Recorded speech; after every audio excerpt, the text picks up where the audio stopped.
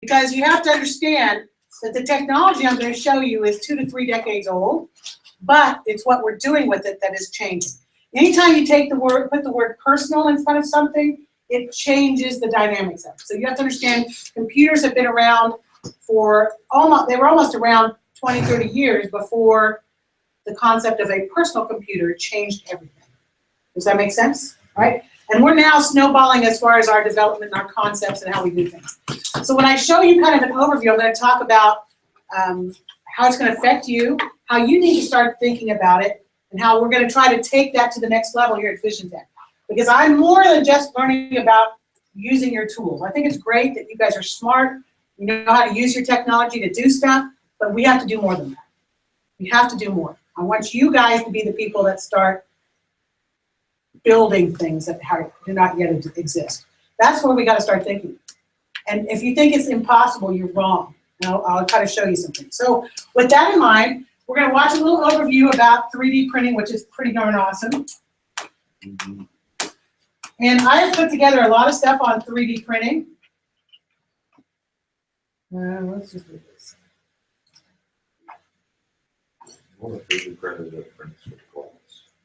Well, here's what you print glass. Yeah.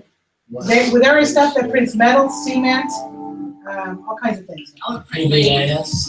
3D printing is a technology that lets you take a digital file and turn it into a physical product. Almost anything you can imagine, people are creating. I think it's going to open up whole new opportunities in areas of mass customization. Unlike with music or movies, with a 3D printer, a lot of things that are printed aren't protected by copyright. One of the really cool things about 3D printing is it really changes the dynamic of a consumer culture. It turns you from being a passive consumer to an active creator.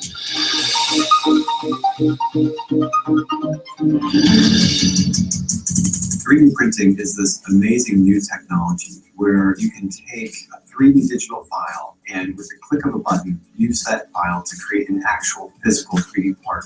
So how does a 3D printer work? The first step is to get a 3D file, and you can get your 3D file in one of two ways. One, you can simply download the file from the internet. The second way is you can design your own 3D part. The software is going to slice your part up into layers. By building a part layer by layer, you're able to create a plastic part in 3 dimensions, and the possibilities are limited only by your imagination. People will create their next big invention, or engineers and designers create small production runs or little prototypes. Teachers can use it to print out teaching aids. If the teacher is doing a little lesson on a ship, they can actually print out a sailing ship and pass it around the class. And people print out things for around the house. iPhone cases are pretty big. You break a towel hook, you can print out a new one. We want to make 3D printers at a price that the average person can afford and also easy to use. We're already seeing late stage early adoption of 3D printing, but for me, the exciting thing is what's to come. Shoeplace is an online 3D printing community and marketplace. Anyone in the world can upload their 3D model and we'll print it for you. And then also, if you decide you want to make it for sale, you can sell it and we'll produce it on demand for that customer wherever they are in the world. You can essentially bring a product to market with no risk. You don't have inventory anymore. You don't have to make sure that there's a market ready for your product. If you sell one, that's awesome. If you sell 10,000, then all of a sudden you have a passive income model, and that radically changes the economy. Usually to bring a product to market takes a year, and then you have to find the manufacturer and the investor, and so it's going to force us to change the way we think about not only buying products, but how they're made. One of our colleagues broke his stroller, and it would have cost him something like $250 to get that part in the mail from the stroller company, and he literally just 3D printed a stroller part and got it for $20. You have this explosive technology where everything is made just for you, but at the price and quality of something you buy in the store. This could be a scary technology for some companies because what does that mean for seasons now? You have infinite inventory, and what does it mean for scarcity, which is one of the core tenets of so many industries. I think it's very similar though to social media or other tools of engagement where you're afraid to see what that would mean to let consumers co-create with you or to really rethink your traditional manufacturing process because you have so many middlemen. I think we just have to stop thinking that you need to reach 100,000, a million people for something to be successful. Customization is really changing the way that we have to think about design and production as well. People who make money by selling things that are all of a sudden easily copied with a 3D printer are going to be worried that people are going to be making unauthorized copies with those 3D printers. And I think one of the challenges for them is going to be, well, how do I react? Objects that are artistic objects, that are objects that you would hire an artist to make, those things are all going to be protected by copyright. But those objects that actually do things, that have a use besides just sort of entertaining or looking nice, a lot of those are going to fall outside the scope of copyright. They might be protected by patent, but a lot of them won't be protected by any sort of intellectual property at all. And as a result of that, you can use them or improve upon them or build on them as much as you want. And no one's about 3D printing right now is at its very beginning. And so you don't have a lot of case law about everyday people making exact copies of physical objects, and certainly not a lot of case law about people being able to do that on a large scale.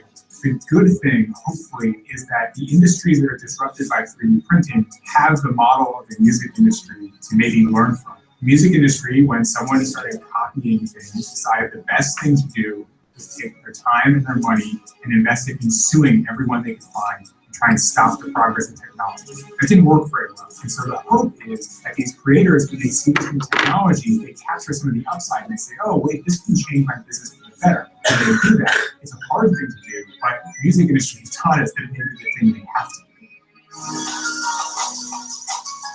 3D printing is going to have a profound impact on all of us, whether you consider yourself a designer or not. In the future, there are going to be 3D printers that allow you to actually create three-dimensional structures out of living cells. And they can build very complex structures like blood vessels or skin tissue. And the idea there is that in 10 or 20 years, these scientists are going to be able to 3D print tissue that can replace damaged vessels of the heart, or they're going to be able to print replacement organs. So you won't have to go to find an organ donor anymore. You'll just be able to have one 3D printed at the hospital based on your own cell and your own genetic makeup. Right now at MIT, scientists are working on 3D printers that actually allow you to print food. And who wouldn't want that in their house, right? If you could just ask Siri to cook you a steak. I mean, it's really going to be an exciting time in the home. In Japan, there's a company that's taking sonogram data. So they scan a pregnant woman's belly, and they're able to actually 3D print a figure of her torso. So instead of just having a fuzzy little black and white picture, you're getting a real model of what your child is going to look like. That is People are using trippy. That would be all weird. sorts of I things. would want that. My kids would Researchers see are that and using be like, 3D printers that can print concrete to make This is cool. replacements for parts of the Great Barrier Reef that get damaged. Normally, those reefs take thousands of years to build. But what these scientists do is they find areas that are damaged, they make CAD replicas of those damaged areas, and they print them in concrete. So it's a base structure on which coral can create a top layer, and that helps reinvigorate the environment and helps return normality to that area. And one of the coolest things about 3D printing is that it's a community that never stops innovating. There are hundreds of innovators who are making little tweaks to these products, who are trying out different things. And so it really gives everybody an opportunity to create anything they can imagine. 3D printing is the next wave of how brands and consumers can engage, and now we're just starting to see that happen. In a few years' time, they're going to be no more difficult to use or difficult to understand than camera photos. The way to protect creators and designers is to make sure to give people a way to spend money on 3D printed things. In the future, we're going to see a lot more people unleashing their pent-up creativity, and that's what's most exciting for me. And this is a really nice overview, but I want you to think about how this is going to change things. I'm going to talk about our printer, where it's going as far as technology goes. And so you can kind of see the stuff that it's using. So our printer is about as basic as you can get. It's a stripped down model. We can print on about 5.5 by 5.5 size-wise. And our printer cost, I bought it, let's see, it's now 2 years old. So it was about $1,200.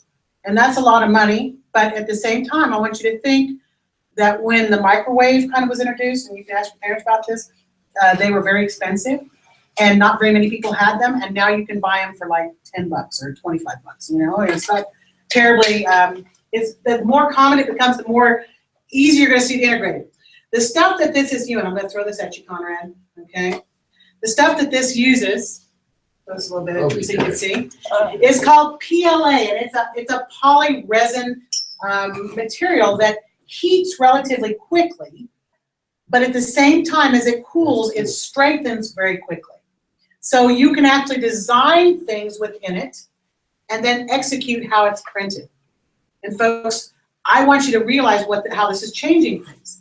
Instead of you dealing with the overall stuff, so instead of you having to accept something because that's all there is, you now can design and build things that have never existed before. That's the cool thing. No, try not to throw it at each That other. is. Huh? Could you make like golf tees on there? Of course. Oh, yeah. Of course. I need to do that. Okay, but here's the thing. You just don't want to make what exists. The cool thing is making things that have never existed. So I just want you to think about this, because we can print in metal, we can print in cement, we can print now in actual created, replicated tissue. Okay? I'm just thinking like for Conrad's dad, you know, who makes and replaces like teeth. 3D printed teeth. Exactly. That look just like, and fit just like yours. It's gonna be here. Now, as I share that, I want you to think about how that's gonna change things. How it's gonna change architecture. So guys, you're gonna see homes that you design, that the structure, it is not built, you don't haul lumber there. You take your printer and the stuff is generated on the spot, and your building is gonna be stronger, safer, more secure than ever before. And the material that's gonna be used is gonna be able to be recyclable. Are you with me? So we won't have to necessarily use the same stuff we've ever used. Right now, the printer that I have, the newest model, allows you to do what's called eco-print. You can take plastic resin bottles, things that you guys throw away, you know, your G2 bottle, and you throw it in a tumbler, and it will kick it out and make the resin to print that. Okay, that's cool. Okay? Not only that, here's what's really awesome. I don't know if you guys saw some of the printers, but the printers are all different types, but the ones that come out of the resin, did you see them like picking stuff out of this powder looking stuff?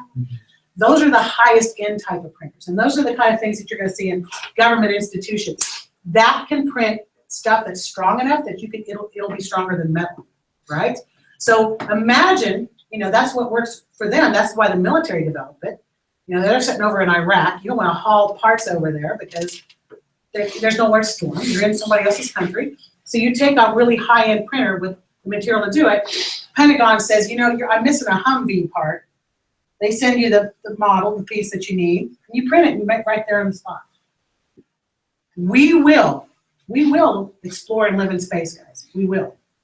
Because if we ever decide to build a colony on the moon, we won't haul stuff. We will print it right when we get there. It's really weird. Okay. Huh? I ain't living on no moon, I see on the earth. It's really, see, I will be the one waving, y'all right, because I'm not gonna be that person, but I guarantee it will happen. So here's some cool things to think about. I'd be one of the people that's like, Stay in I don't America. really have America's anything here. No, America on the moon. I pulled this is better than the last month, You could just name it. because I wanna show you how current this is.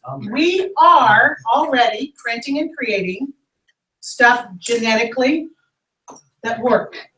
This is actually, and I'll show you, this is actually a jawbone that is being printed that was actually surgically implanted in a woman. She had lost her jaw to cancer. And it'll show a nice, cool close-up here in a minute. It's right there, it looks like plastic, right? It's printing, and it was designed to fit hers and replace the one she had. But what's really cool is it's printing in a cell-like manner that's been recreated in the lab to match her cellular systems, okay? So it will not be rejected. You know, her body will not have a problem taking, but her biggest problem will be recovering from the pain of the surgery, but everything's gonna work. So if they're gonna show you the close-up here in a minute, which is really cool. Because it's cellular structure, there it is. It is actually a cellular-like tissue that is printing it, right? So imagine the way we treat cancer today. When you put the word personalized in front of it, it changes everything. And we all know people who've been affected by cancer. You can't live in this world and not know that. So imagine what we do with cancer now. So if I get cancer, my treatment is to give me stuff that's gonna try to kill the cancer cells. And in the process, it's gonna kill all the other cells too, a lot of them. That's why people are sick when they have chemo, right? Because your cells are dying. You're killing a lot of stuff when you're taking the stuff. Your attempt to kill the cancer also kills healthy stuff, right? But imagine this world. When you have cancer, we get that thing, that cancer, that tumor, whatever it is, we replicate it. So using your own unique stem cells, your own cells, we reproduce that cancer in a lab. So there it is, it's your cancer, it's your tumor, And then we experiment on that tumor outside of you. We figure out which medicines are effective with it. And we now have the ability to target that cell. So we can then put pin cells on that tumor and we can direct the medication directly to it. Right?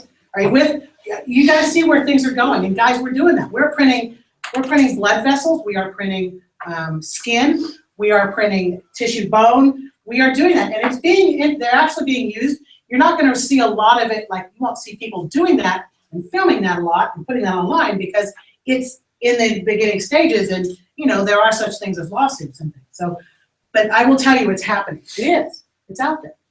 Now, as I tell you that, I'm really excited about that. Why? Because that kind of exploration is happening in your colleges. And I want you to think about things that you want to do and not feel that you just have to fit yourself into a slot. You don't. You can build where you're going, guys. Do not think you have to go exactly where other people have gone. There's no reason for you to think that way. Yeah. I don't know how this would work at all. Like, it's just an idea, but if we put all that together, like people that have missing limbs and stuff. Yes. See, I thought about that. I mean, imagine a day where if you are injured and you're a soldier and you're injured and you're missing a limb, that we will be able to recreate. You know, it's that whole Star Wars, I'm your father, you know, Luke lost a hand kind of thing. I mean, it will possibly happen. I don't know if that kind of advancement will happen within my lifetime, but yours will, for sure. Last thing, I want to show you what kind of industry, what kind of stuff's out there. And then we'll have a little demonstration before we move on. So just so you'll know, this is a $1 billion industry and we're sitting on the cusp of it. You don't have too many places that you can like go to college or to specify in this, but I wanted to show you one that's not too far away. It's not rocket science. For Lockheed Martin Space Systems, You're using Lockheed 3D Martin? printers to make parts like these propellant tanks makes financial sense. There are significant cost savings, up to 50%. 3D printing or additive manufacturing can also cut production time in half. And while the technology is decades old, Lockheed Vice President Dennis Little says there's still a lot to learn. Additive is a new journey for us. It requires new skills, it requires a brand new education. It also requires more workers. Lockheed Martin is looking to hire 120 people with 3D skills, and that means STEAM, not just STEM skills. If you're thinking in 3D, your artistic or right side should complement your left side, science, technology, engineering, and math skills. Lockheed's Dave Gulbernat says that's because 3D takes inspiration from nature's efficient designs, not straight lines and right angles. You end up with a lot of parts that look like tree branches, they look like roots, they look like bone structure, they look like stalactites. Engineers use software to design products which are then printed or built by machines, spraying thousands of thin layers of composite on top of one another. Good for customized parts and small-scale production, Deloitte says 3D printing is a $10 billion industry for now. We're seeing rapid growth, as fast as 20 to 30% per year, with projections exceeding $20 billion by the time we get to 2020. Seeing an opportunity, Metropolitan State University of Denver is launching a 4-year degree next fall in advanced manufacturing with a focus on 3D. President Stephen Jordan seeing a need as the state's losing business. Those companies say there is no workforce that's already here and trained in additive manufacturing. The degree is designed with input from different departments, including electrical and mechanical engineering, and from firms like Lockheed Martin. Jordan sees strong demand for his 200 future graduates, along with healthy paychecks. The industry folks have been very clear that the starting salaries for our graduates will be in the $60,000 to $65,000 a year. That's just right out of the I gate. pay people. and praise for That those is using not both like sides of with their any kind of brain experience. to work in 3D. For Nightly Business Report, I'm Harry Thompson in Littleton, Colorado. I always like to show you that because a lot of times you go, well, why am I doing this? Why am I learning my math or whatever? Because it's all directly tied to stuff like that. And you gotta have that background sometimes to get there. Guys, how exciting is that? So I'm gonna hope my technology works because it's not been terribly effective today, but I wanna kind of show you what even low end kind of stuff will do. So I have this great scanner, it's called a Sense.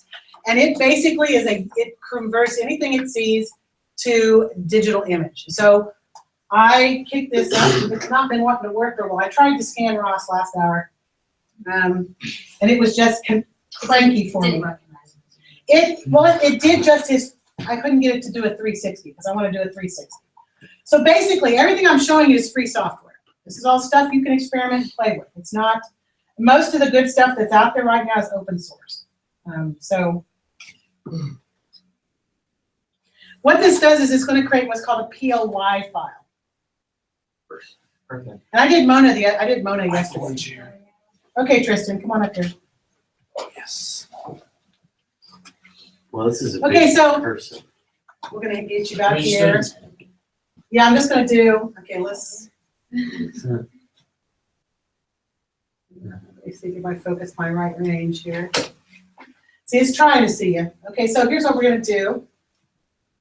We're going to have you rotate when I count to 3 and do rather pretty quick. Ready? 1, 2, 3, rotate. And see, it's over. See, it's hit the arrow button, finish again. It doesn't want to finish doing you around. Okay, but it's going to try.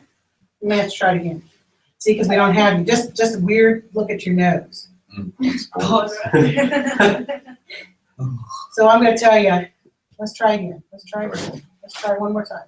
Yes. See, it's been doing this. And it made a really nice replica of Mona the other day. Okay. We'll just have you. Okay, turn. I think he's turning. Yeah, see, you didn't want to do it yesterday, too. One more time. I'm going to try it one more time. I gotta turn this thing. Yeah, but it's still, it worked a bit more efficiently than it did. It's just not been, it's been terribly, like I said, it's been terribly cranky for me. All right. I'll tell you when to turn around. Okay, now turn. Slow. Hey, keep going. It's working. It's working. See, it doesn't want to record your back for some reason. You might have a hole in your head. All right.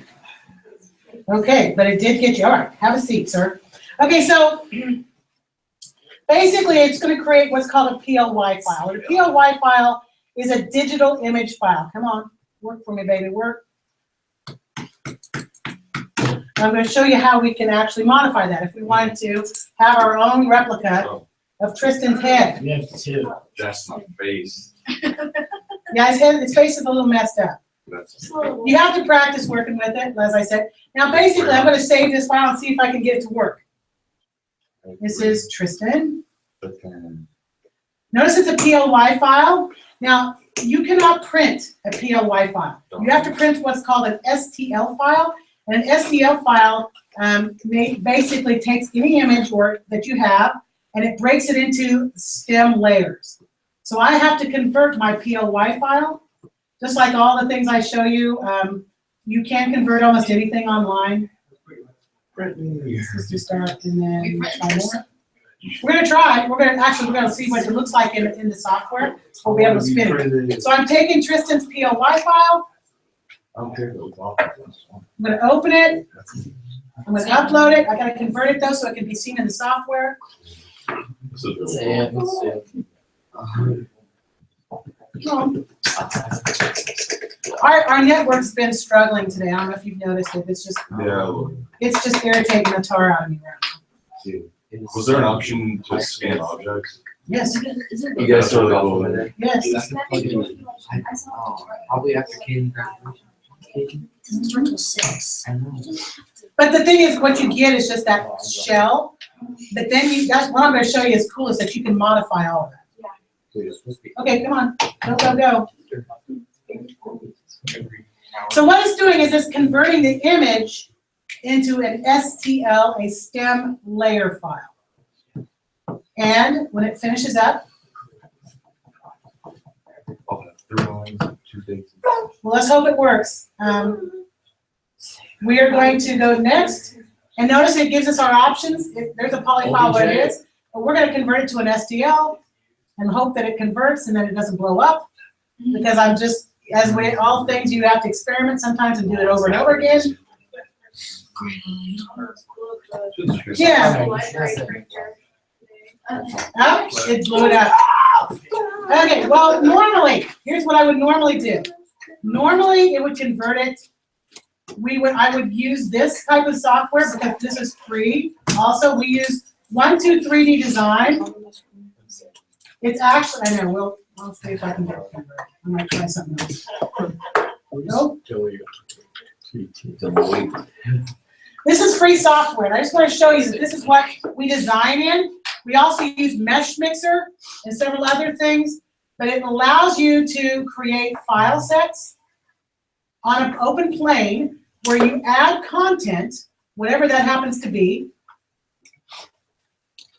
and whatever you build and create, you can then rotate and see the whole thing. I was going to put you in here and rotate you around and show, and then we can modify. When you're done, you export that file, you upload it to QPrint, boom, and you print it. Okay? I want to make golf. So are you with me? Now what's really cool is you can build anything. Eli Waugh, who's probably has the most experience with our 3D printer, actually printed a shell covering for his he made a flashlight. So he wired the whole thing with LEDs. It's kind of unique looking. And he designed the cover for it and printed it and fit it in there. So guys, it's not just using what you have. It's thinking what's not out there and making that thing. You're going to get really good at seeing things you want to do and figuring out how to build it. That's what we do here. But it's not just learning how to use stuff that already exists. You got to think bigger than that. The kids that are changing the world, and I do mean technology is being changed by your people, your age, not mine, is because you have great ideas and you don't let what's been done in the past hamper you. That's what's cool. So that's kind of our Tech Wow today. Hopefully get you excited about stuff. And I'm going to talk to you about your presentations and how you're going to show me stuff, okay? This is Dingo. Do you want me to export it to? To a file. It's on your desktop. Stop.